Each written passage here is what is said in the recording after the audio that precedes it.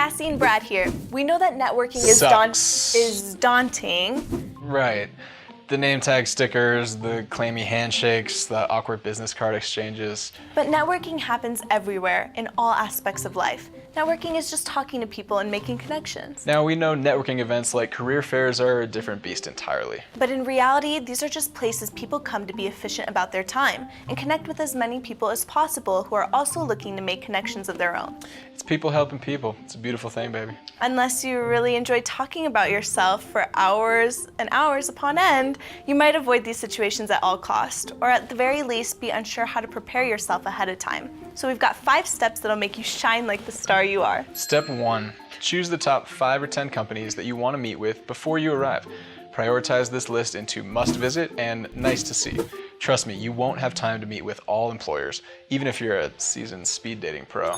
Step 2, Google these companies. Make them feel like more than just another name you're crossing off your list. Show them you care by researching 3 facts about the company and the specific jobs you are interested in.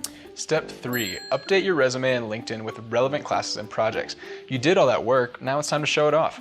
And don't show up empty-handed. Print at least 20 copies of your resume. Step 4, practice your professional introduction or your elevator pitch.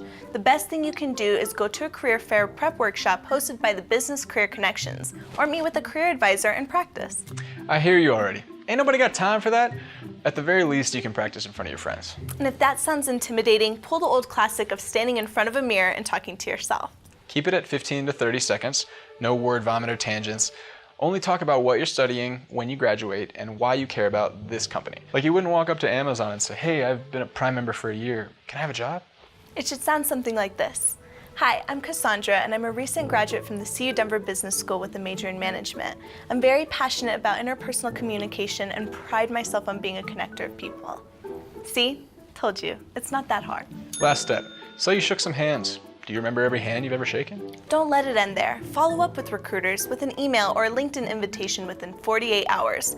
If they tell you to apply for a position on their website, do it right away. Don't give them the chance to forget about you. Keep in mind, these people want you too. They wouldn't be there if they already had all the connections they needed in life. Pro tip, they never will, and neither will you.